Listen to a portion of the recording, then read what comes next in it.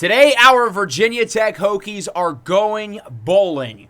We don't know who we're playing against just yet, but by the time the episode is over, we're going to go through all the notable conference championship games. We will reveal who makes the college football playoff, and we will play our bowl game, the final collegiate games for all of our seniors, including quarterback Clyde Poole. We've got some really fun matchups to go over in a little bit, but first we'll quickly recap our regular season going 7-5. I definitely feel like this team made a lot of strides from the beginning of the year to the end, as shown by our performance in the Commonwealth Clash, beating Virginia 51-3. This game was as much of a blowout as the score suggests. I mean, it was not even close. Clyde Poole didn't even play his best game, which is crazy to think about. But Mark Armstrong, who only had 2 touchdowns going into the game, doubled his season total, and he tripled his 20-plus yard run total on the year. Overall, a phenomenal team effort. By far our best win of the year against a rival on the road, no less. This team feels so much different and so much better compared to where we were in week 1. It speaks to the job that head coach Cornell Teamer Sr. has done with these guys. So with that, we have a bye week for conference championships, and we've got some really fun matchups and some exciting storylines. The final opportunity for everyone to prove themselves to the College Football Playoff Committee as to why they belong. In terms of the most notable storylines, Georgia goes for the number 1 seed with SMU and USC shortly behind them. I'm curious to see if we have a bid stealer. Possibly the loser of Oklahoma State and Texas Tech could drop out. Personally, I think both of those teams should make the playoff regardless of what happens in that game. But you have teams like Ole Miss and Miami, who are the last teams in. Kansas State and Michigan, who are the first couple out. Maybe a team like Stanford steals a bid if they beat SMU in the conference title. Or maybe another group of 5 team gets in, like, say, Troy or something. Stanford feels like the biggest wild card of this playoff push because, remember, going into last week, they played against Notre Dame, and we already knew they were going to play against SMU in the ACC title, so they only had to win one of those games to get in. But Notre Dame and SMU were 2 of the very best teams in the country, so Stanford's going to have to beat a really good opponent. They couldn't do it with Notre Dame. They've got to do it here with the Mustangs. This is what our bracket looks like as of now. We will certainly have some changes within the next few minutes, along with the Heisman race as well. Most of the top Heisman contenders are not playing here during Conference Championship weekend, including Alabama quarterback Karen Riddle. The Tide are already pretty much locked into a playoff spot, so we will not see him. We will get to see Denny Love, the quarterback from Akron, Josh Scarborough, the QB from South Florida, and TK Dicer of Ohio State. Pretty much all of the very best quarterbacks, at least in the draft this year, between Riddle, Brennan Holloway, and Zarius Stone, are not playing in conference championships, but they're all likely to make the playoff. I think Riddle with Alabama and Holloway with Notre Dame are pretty much locks, and Stone with Ole Miss. It would take a lot for them to not make it as well. We'll briefly touch on recruiting, not a whole lot to go over. We did recently lose out on wide receiver Stevie Molinaro, who's going to Ball State. We had the lead for a while, and we got our chain snatched. There's no way around it. We were able to add some other players into the class, edge rusher Jalen Hunter, and then linebackers Lawrence Rossi and Chester Ream. This is how I'm going to allocate our points. I'm not going to use all 600 because I don't want all these players to commit yet. I want to have some open spots available for the transfer portal if necessary, so I want to be flexible going into the offseason. Nobody new commits. Unfortunately, we're starting to struggle with some of these 3-stars. Quarterback Nate Hogg, I thought we were going to get, but Cal has taken the lead. We're now in a recruiting battle. I don't really like our chances there. And then edge rusher Earl Azur as well. We had the lead for a while. Northwestern has passed us, although we have gotten a lot of edge rushers in this class, so I don't necessarily think it's the end of the world, per se. Let's go through our conference championships, the final games before we determine who will be in the first college football playoff of the series. We'll start with Middle Tennessee against Liberty, 2 teams who will not make the playoff, but a rematch from the conference title in Season 1 of the Kansas Dynasty last year. That game was nuts. This game was also quite exciting. Liberty ended up getting the win. 4 passing touchdowns for senior quarterback Christian Boudreaux. They got 2 on the ground from running back Montrell Hart, one of the top offensive duos in the group of 5. 45-35 your final with over 70 points combined in the first half. Really good showing for the Liberty offense. These guys have had so much success moving the ball and scoring throughout the year, and they certainly capitalized on that with the win here against the Blue Raiders. Galeo Barron, though, 523 yards. This kid is good. I could see him easily being one of the top targets in the transfer portal if he decides to move on. Air Force facing off against New Mexico. The Mountain West has been really competitive this year with these two teams and San Diego State. I think the Aztecs are the best team in the conference, but they took some losses towards the end of the year. We've got these two squads with two very good quarterbacks, including Clyde Poole of Air Force, as the Falcons get the win over New Mexico. Air Force, the Mountain West champions here in 2025.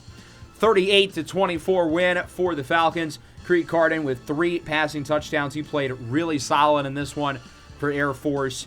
Very complete team effort for them. The offense was productive. The defense did what they needed to, despite a solid showing from junior quarterback Talia Tumanue, who, again, I think if he does enter the portal, he will be very highly sought after by power conference schools. Next up, we've got some action. Zippy the Kangaroo leads Akron against Toledo. The Rockets are the higher-ranked team, but Akron's got the star power. Quarterback Denny Love very quietly is in second for the Heisman Trophy, which feels a little bit extreme, but he has had a very good season. However, it is Toledo who gets the win in this one over Akron, 37-21. The Rockets ranked 23rd in the nation. Denny Love for the Zips was not great. I mean, yeah, he threw for 441 yards, but I would say that's more so because of volume. He only completed half of his throws. This Akron team, by the way, has an unbelievable receiving core. They've got 3 guys who I think are going to be in the NFL. Theo Paris, 201 yards and 2 scores. Jamari Kane Cervantes, over 1,000 yards in each of the last 2 years. I think he's going to be a high pick this year. And then Karma Bayless, the junior. He could return next year. He might be the most talented of the group. Connor Cleveland with 3 scores, arguably outplaying Denny Love. As next up, we take a look at the Sun Belt Championship. I certainly did not think it would be these two teams in this game going into the year, but we've got Appalachian State and Troy. The Trojans are led by junior running back Jermaine Hightower-Jones, expected to win college football's rushing title here in 2025 as the Trojans win the Sun Belt. They are the second highest ranked Group of 5 team currently, only behind South Florida. So if USF loses the American Athletic, that would propel Troy most likely into the college football playoff. So there's a real shot that they could get that spot. Troy fans, you are certainly rooting for Memphis in this one. The Bulls are certainly the favorite, though, at 10-2 with the #1 scoring offense in college football. Josh Scarborough, of course, in the mix for the Heisman Trophy. And this South Florida offense was just too much for Memphis to overcome. And remember, Memphis beat ECU earlier in the year with Julian Hero. But this South Florida team just has too many weapons. USF wins the American and is headed to the college football playoff. Although it was kind of a close game, 31-25. I'm super excited to see this USF team in the postseason because I feel like oftentimes the Group of 5 representative kind of feels like a weak link in the playoff. I don't think that's the case this year. I think this USF team is really good, and I'm fascinated to see how they will match up with power conference defenses. Josh Scarborough and his receivers have been lighting teams up all year. Jalen Davies-Landiner and Marcus Blower, these guys have been dominant. How will they look against an SEC or a Big Ten team? Now we get to the power conference games. 11-1 Texas Tech, 11-1 Oklahoma State. I think both of these teams should be in the playoff regardless of the result of this game. But it is Texas Tech with the win. I was expecting a close game.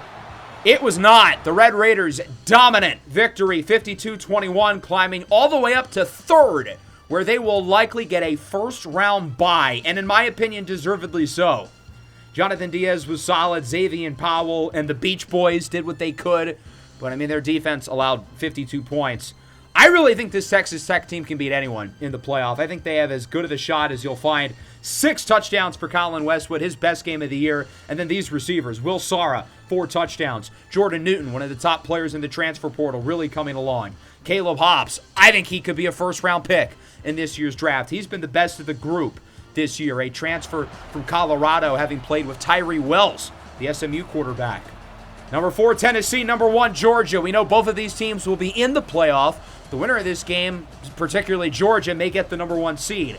However, it was all Tennessee in the first half. They led 24-3 at the break, but the Dogs came alive in the second half, and this late touchdown from Hoppy Reynolds to Brian Maddie would complete an unbelievable comeback win for the Dogs.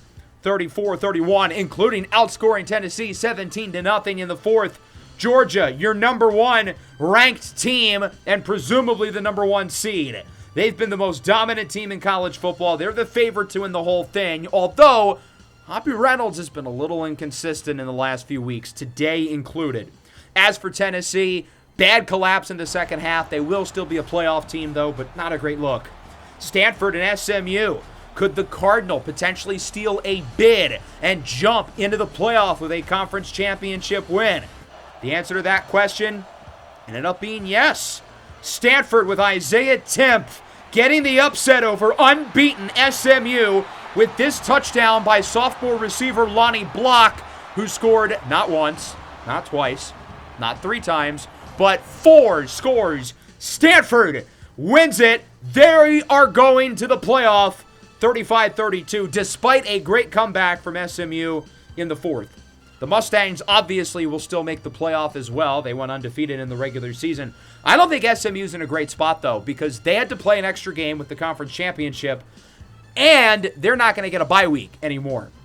As for Stanford, 4 touchdowns for Isaiah Timpf. Biggest game of his career. He was awesome. Lonnie Block. This guy looks like a first-round draft pick. 22 receiving touchdowns for the redshirt sophomore wideout. I am excited to see him in the playoff.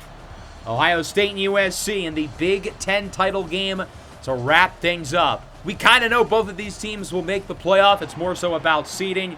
I kind of figured Ohio State was the team to beat in this game, but it's USC.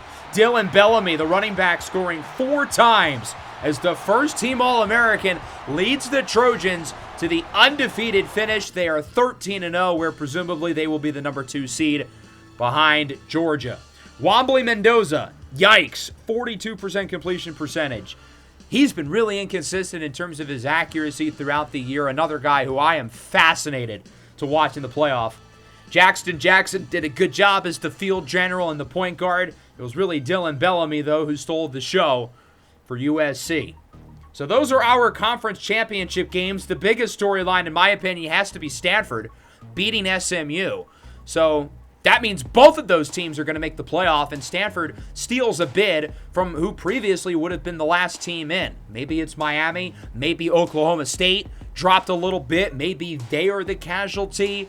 So we'll take a look at our final playoff bracket in just a few moments. First, our players of the week. Will Sarro with his 4 touchdowns for Texas Tech, along with Spencer Turpin, the All-American safety from Georgia, who's expected to be a high pick this year. Lonnie Block obviously wins it in the ACC. I thought he should have won it overall. USC takes home both in the Big Ten. Caleb Gassing offensively in the SEC. He played really well. A possible top 100 draft pick this year. So let's simulate the week. We'll find out who wins the Heisman Trophy, who will be playing in a bowl game, and of course, the college football playoff reveal. First, we get some more recruiting news, and just like last week, it's not good. Earl Azur is going to Northwestern, and then the other 3 guys here who are down to 3, we're in second place, particularly Carlos Ware. Syracuse has taken the lead. I really wanted Carlos Ware. I think he's going to be very good.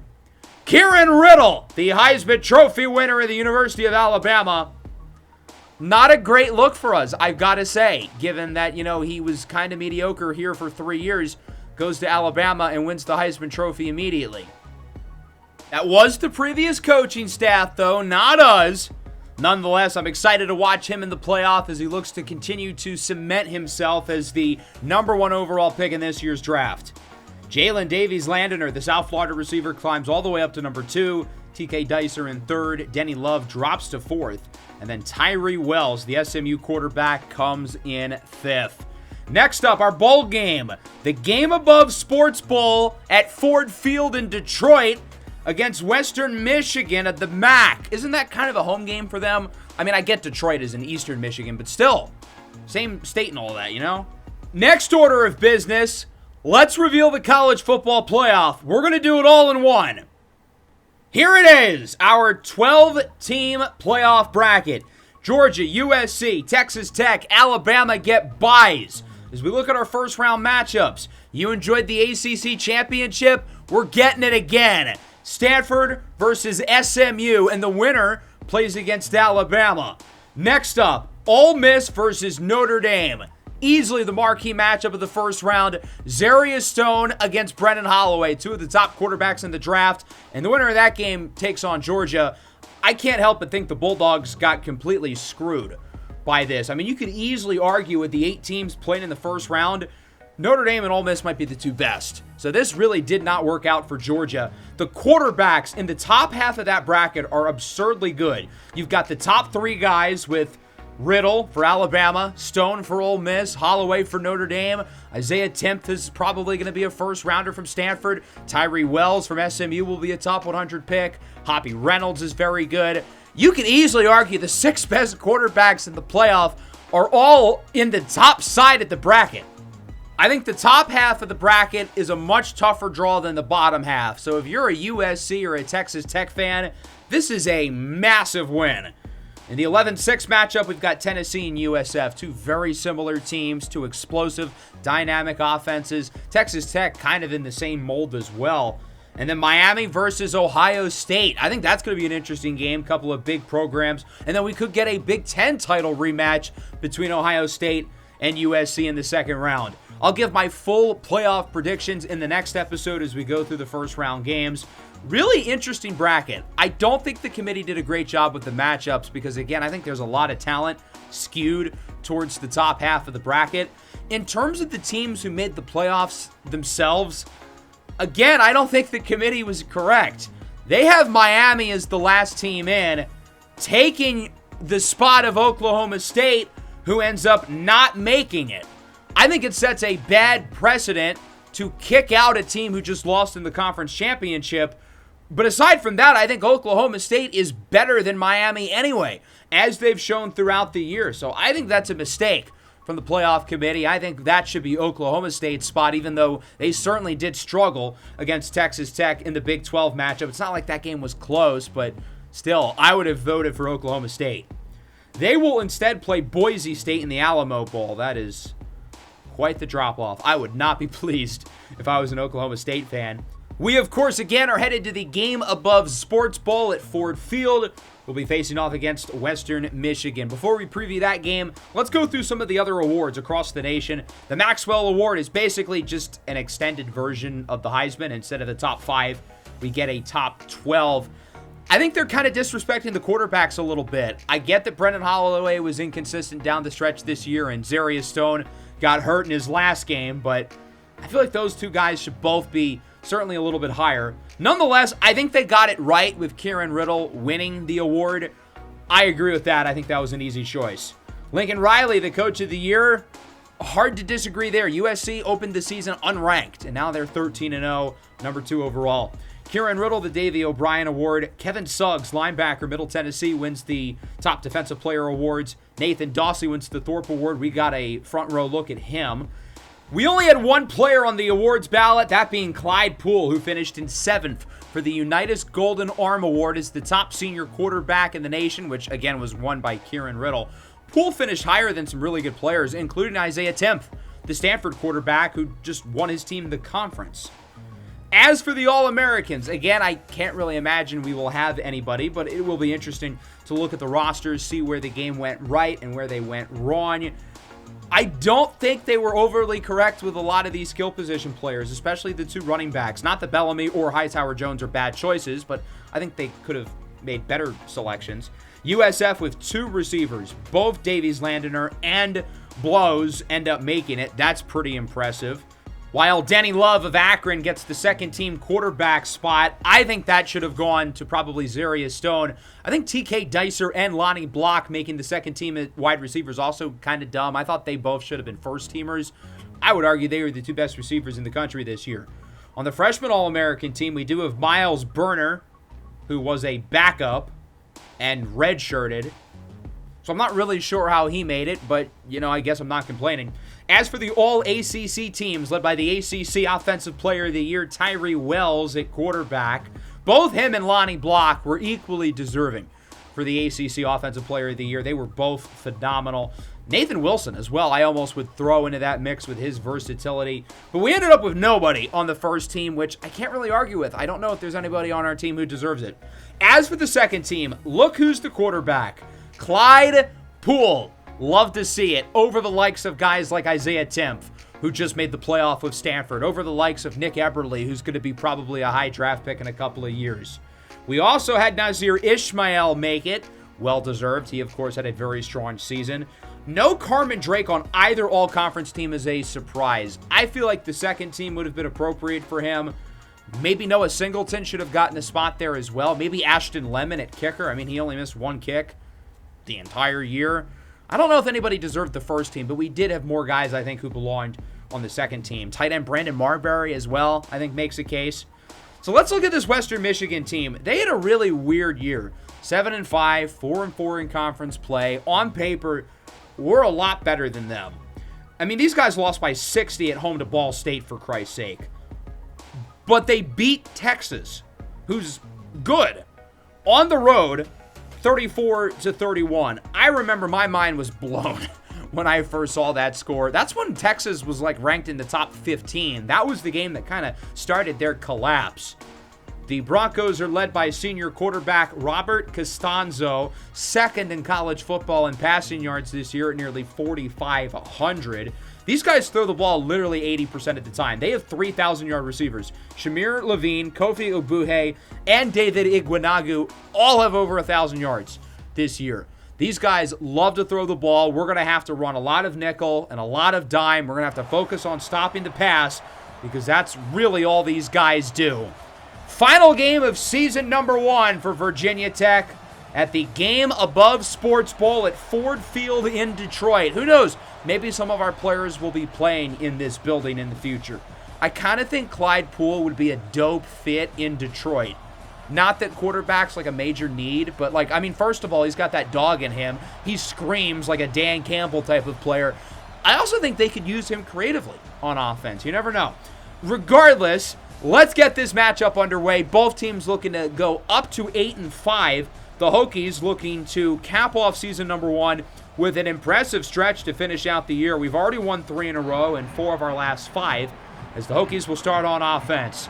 Quarterback Clyde Poole in his final collegiate game after 3 seasons as a starter at Kansas, winning a national championship as a medical redshirt, and being one of the top senior quarterbacks in the country here at Virginia Tech as Poole is sacked immediately. Jacquizz Floyd unblocked off the edge. Poole on 3rd and 20 scrambles around hoping somebody can get open down the field on the run. Floats it up and it is caught! John Trey Hickson breaks a tackle for a gain of 50. Hickson, the senior receiver, climbs the ladder. In his final collegiate game, a 4-year starter with the Hokies to the 36. What a play. Holy cow. Ashwell Virgo tries to cut it to the outside. He is going backwards, though, wrapped up by P.J. Talbot, the senior safety, a defensive captain. Poole looks to run with it on 2nd and 14. Slides for the first down. A good run there for Clyde Poole as he'll go play action. Poole rolls to the right side on the run. It is caught. Another impressive catch. The sophomore Nazir Ismail, second team All-ACC with Clyde Poole. 3rd and 7. Poole nowhere to go. Has to throw it away, avoiding the sack, but we're going to lose the yardage anyway because they will call it an intentional grounding penalty. So that'll make the field goal a little bit harder here for Ashton Lemon, who missed his first kick of the season last week, or last game. That was like 3 or 4 weeks ago at this point. An extra point against the Hokies. 39-yarder is up, and it is good for the senior Lemon. So Virginia Tech with a solid opening drive only ends with a field goal as we lead 3-0. We'll take our first look at the Western Michigan offense. A lot of senior starters for us defensively. A lot of guys who could be gone, including junior edge rusher Carmen Drake, who could declare for the draft. Costanzo is stopped on 3rd down by Colby Cook. Not a guy who's going to be gone anytime soon. The redshirt freshman with the TFL, and Western Michigan decides to punt it. Hokies have it back, 3rd and 10. Poole steps up. He's got Trevor Adams up the middle. I'm curious to see what Adams' role is going to be next year, assuming, he comes back. That's never a certainty in college football. 2nd and 20. Poole scrambles to the right side, floats it up. Jackson Moss, stiff arm. There he goes. Tevison Jackson, touchdown, Virginia Tech. The redshirt junior backup tight end with a 54-yard score, and the Hokies add to the lead. Jackson likely to compete for the starting position next year with as good of a play as we've seen by any of our receivers pretty much all year. 10-0 lead for the Hokies. Roughly halfway through the first, Jensen Diglio, the senior, with the TFL on Damian Bohanna. 3rd and 8. Costanzo, his pass is caught. Wide open, easy first down. It's Bohanna who gets 34 yards. Good job there by the senior running back. Costanzo on 2nd down. Under some pressure. Scrambles around. He'll get by the defense. Gets the first down. Slides near the 25. An impressive run by Robert Costanzo. I did not know he had that in his bag.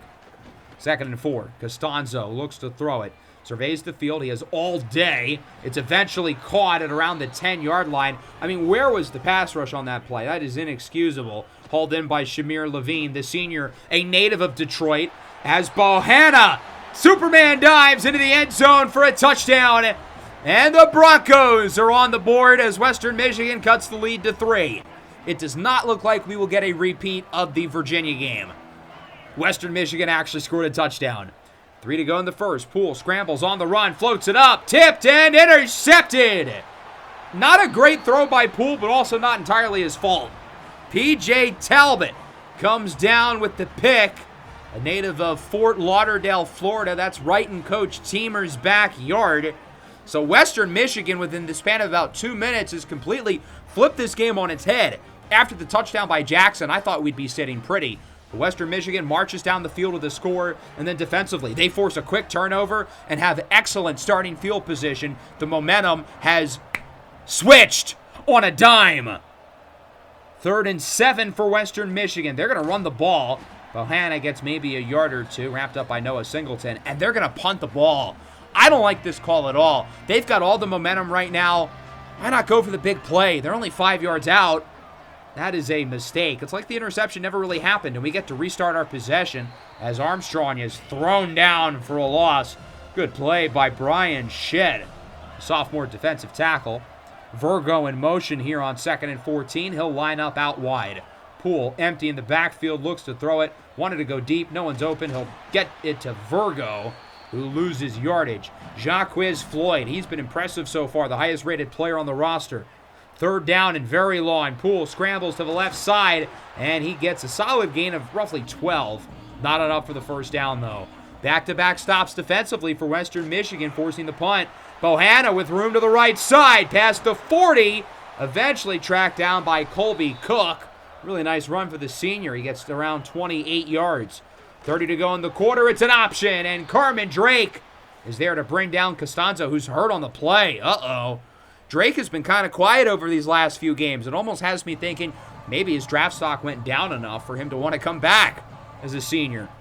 New quarterback in for Western Michigan. This is the redshirt sophomore Ernie Wilbur. His pass on 3rd down is broken up by Singleton, looking for Levine.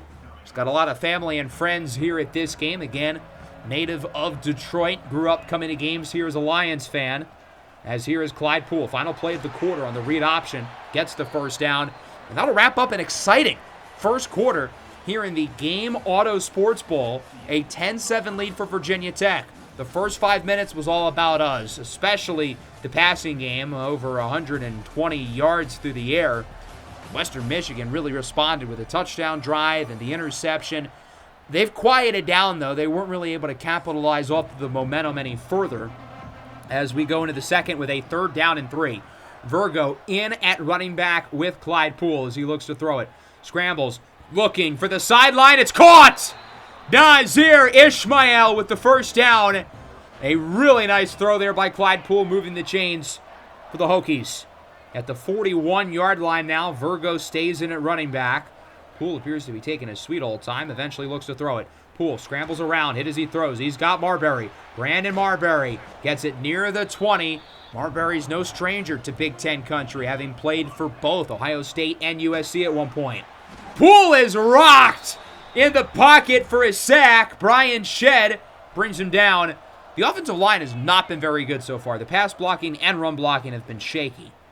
Third down. Poole scrambles to the right side. He's got room. Gets a block from Ishmael, and he's not gone.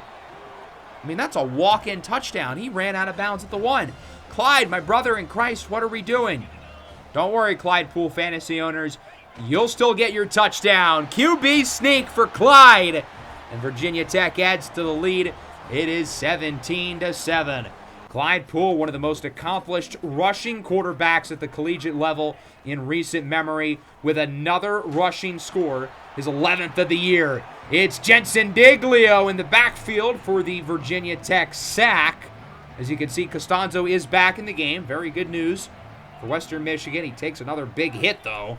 As we look at a 3rd and 14, they'll go play action. Costanzo looks to throw it, steps up in the pocket, has time, looks to run it, and he will dive down. Certainly not enough for the first down. Darius Penny was ready to give him the business. Virginia Tech has it back. 5 to go in the half. Poole, whoop, spin move. Clyde Poole gets it near the 50. 9 carries, 66 yards. He has been very impressive on the ground. Play action for Armstrong. Poole scrambles, cross-body throw, broken up. That was maybe not the best decision. We do have a flag. I think this one will be on the offense and an eligible receiver downfield against Dante Diamont. As a defense, would you rather 3rd and 6 or 4th and 1? They accept the penalty. They're going to give us the downs and let us replay. 3rd and 6. It's Virgo, and he gets the first down. Maybe they should not have accepted the penalty. Ashwill Virgo, the redshirt freshman, keeps him moving. Armstrong up the middle with plenty of blocking as the junior comes away with 19, of course, coming off a career game against Virginia. Over 10 yards a pop, over 200 yards and a couple of scores. The run blocking starting to look really good on this drive as Poole keeps it on the option with a block from Hickson. Poole fighting for yards. He's in! Clyde Poole, 2nd rushing touchdown of the first half. I got to credit these receivers, though. It was Ishmael on the big run on the last drive, and it was Hickson just now. These guys love blocking. No block, no rock. And the Hokies are up 24-7. Clyde Poole has had a phenomenal first half. In his final collegiate game, wanting to go out with a bang, he has been excellent for the Hokies here in this one. So Western Michigan has it back. They've got some work to do, trailing 24-7. Play action. Costanzo in his final game wants it all deep down the field. It is caught! What a catch! Kofi Abuhe for 42. Climbs all the way to the top of the ladder.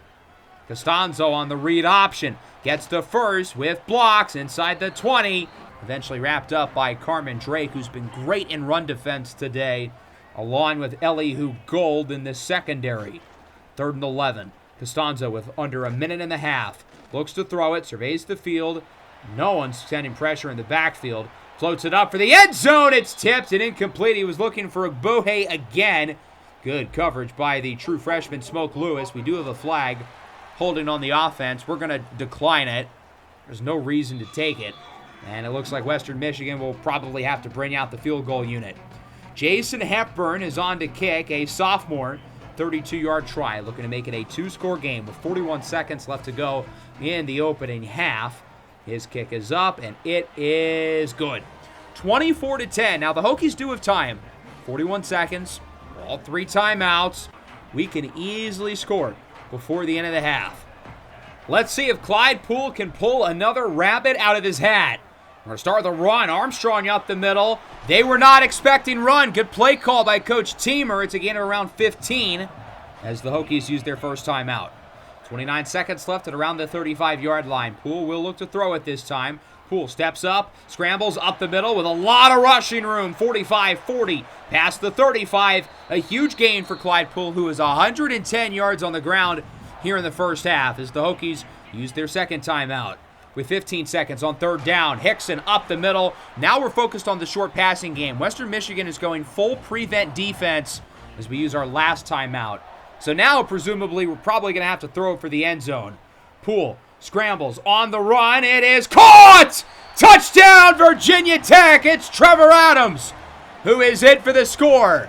We knew we had to throw it to the end zone and do it quickly to where we could kick a field goal if we didn't score.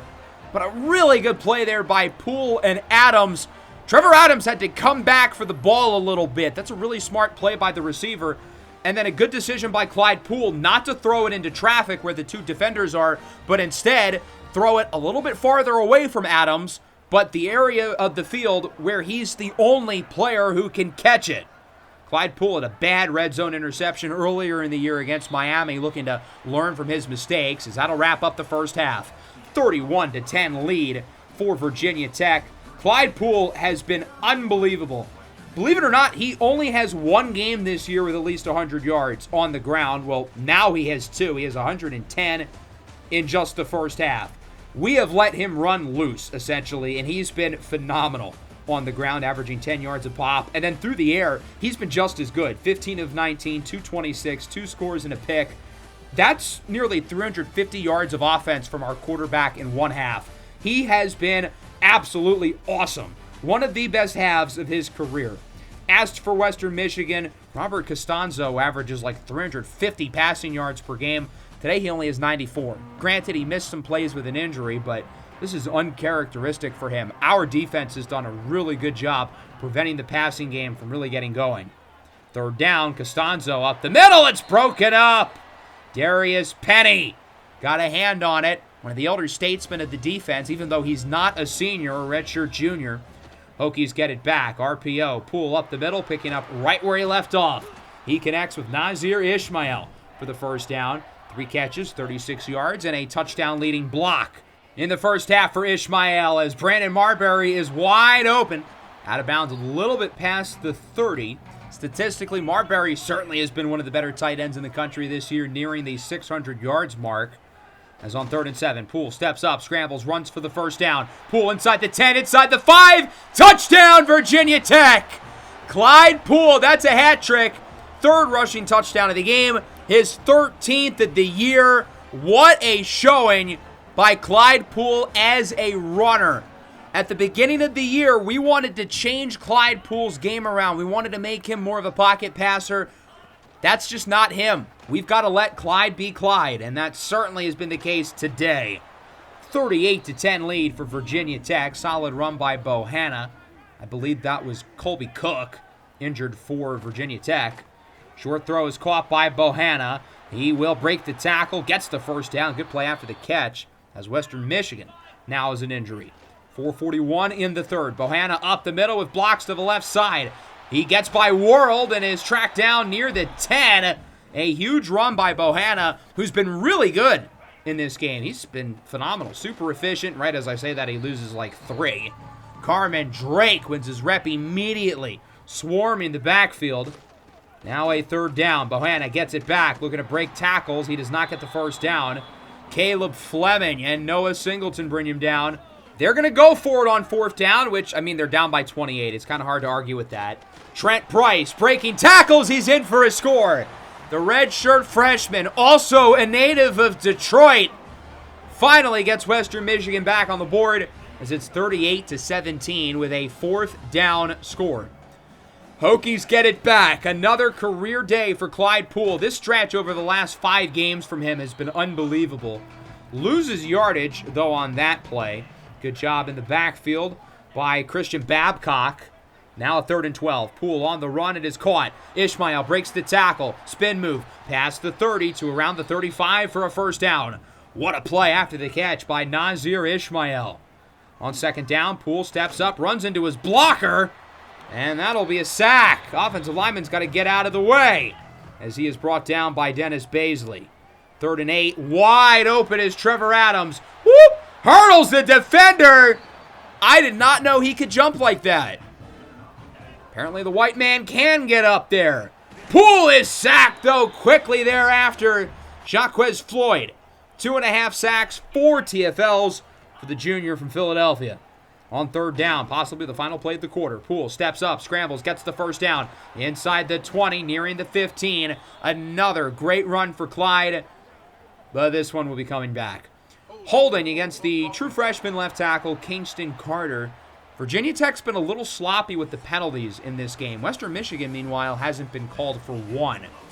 38-17, 3 quarters down, 1 to go. Looking to wrap things up well for all of our seniors. Obviously, Clyde Poole in particular, but the other guys who have been around for 4 years. Look at a guy like Jontre Hickson, who played in high school with Kieran Riddle, went to Virginia Tech together.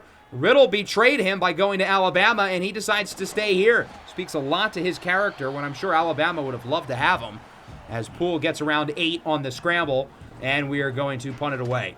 Western Michigan has it back. Bohanna breaking tackles, gets it to around the 41. Another good run by the senior back. I mean, these guys run the ball literally 20% of the time, but Bohanna's been awesome today. He's gotten the ball a lot.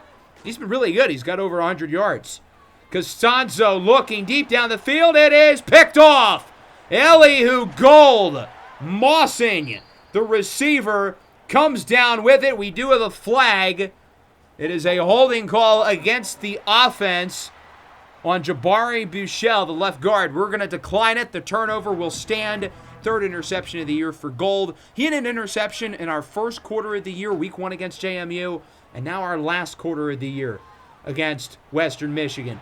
Poole on the scramble, juke move past the 35. He's up to a season high 159 rushing yards. Not quite a career high. I do think he's got a couple of 200-plus yard rushing games during his time at Kansas. Poole on the read option. Why not just keep giving him the ball?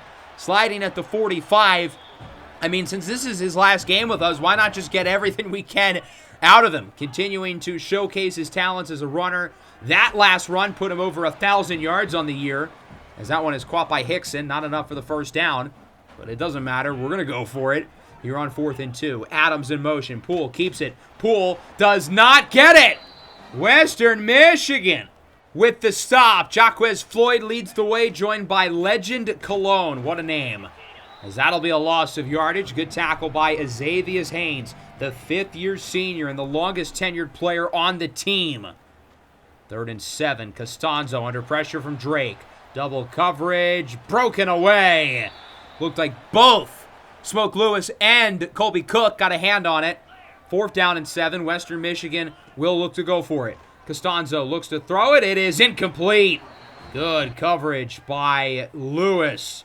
Hokies have it back. Poole scrambles, going to run with it again with another block. Poole gets the first. That is his longest run of the game. 31 yards for Clyde. His 5th of the game. A big run from Clyde Poole feels like a fitting way to end this game. 38-17, Virginia Tech, the Game Auto Sport Bowl champions. Clyde Poole saving his best for last. Over 200 yards on the ground, a season high, along with 300 yards through the air. Clyde Poole was legitimately one of the 6, 7 best quarterbacks in the country over the last 5 or 6 games of the year. I mean, he has played out of his mind down the stretch. His collegiate career is done. Next step for him, the National Football League, where he's currently projected as a 4th rounder in this year's draft. Really good game, aside from the penalties. We had 8, they had none.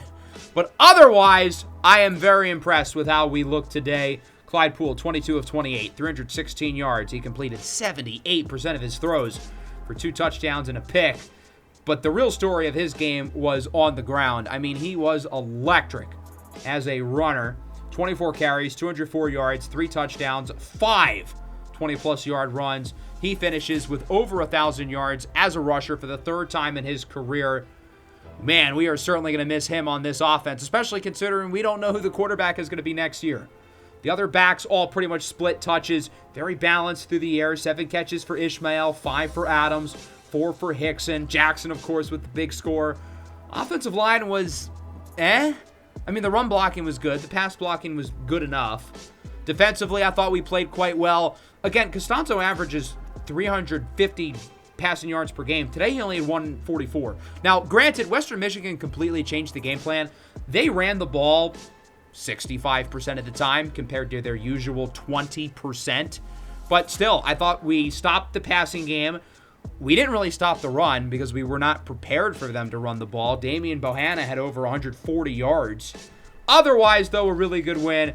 Clyde Poole breaks the single-season Virginia Tech record for passing touchdowns. Not bad for a running back, I must say. GameAbove, I think I was calling it the Game Auto Sports Bowl. Oops. The GameAbove Sports Bowl goes to Virginia Tech. We'll briefly go through our final stats for the year, although we'll go into more detail later in the season. 3,300 passing yards, 31 touchdowns, 17 interceptions, over 1,000 yards on the ground, and 13 scores for Clyde Poole. You know, his numbers are very similar to that of Michael Vick, if you look up Vick's stats at Virginia Tech. But I'm referring to Vick's stats over both of his seasons combined. Clyde Poole in 1 year threw for more yards than Vick did in 2. And his rushing stats are eerily similar to one of the best rushing quarterbacks in NFL history in terms of what he did in 2 years at Virginia Tech. I understand it was a completely different game 25 years ago, but that is certainly interesting. Clyde Poole had one of the best single seasons at the quarterback position in the history of the Virginia Tech program, raising the standard just as he did at the University of Kansas. We're going to have to find a way to replace him, though. Certainly not going to be easy. I'm not very confident that player is on our roster currently. We are going to be losing a lot of seniors on both sides of the ball. Captains like John Trey Hickson and Noah Singleton will be departing. And with the nature of college football, you never know who else might leave in the transfer portal. A guy like Nazir Ishmael or Carmen Drake could easily get thrown a bag by a power conference school. It is National Signing Day. All of our commits signed, and that means we get to see their development traits for the first time. Stacy, Alba, Zavala, Evanson all have impact. Ross Daniels has star. That's pretty exciting. Quarterback Cam Kingsbury has elite! Whoa, hello! This is an interesting development. Our top quarterback recruit, Cam Kingsbury, has elite. Wow, that is awesome. Stephen Fina has star. Javon McLeod at guard has elite. Ian Cloud has star. Jalen Hunter has star. I cannot get over the fact that we landed an elite development quarterback. We have not done that on EA College Football yet. Clyde Poole only had normal. Kerry Chosen and Sean Pullard each had star. But Cam Kingsbury has elite. That may change our outlook for next year. Does it make it more likely or maybe less likely that we start him week 1 of season 2? We've got some big decisions to make. Before we get to that point, though, we've got to get through the college football playoff. Over the next few episodes, we will be watching all 11 college football playoff games. I'm excited to see a lot of these top prospects in action. We've talked about the quarterbacks in depth throughout this season. As for the other position groups, we've got prospect profiles coming in the Browns franchise over the coming days. So we're going to familiarize ourselves with a lot of the top prospects on these teams at other positions as well. Hope you guys enjoyed. Make sure to leave a like, subscribe to the channel if you are new. Peace out.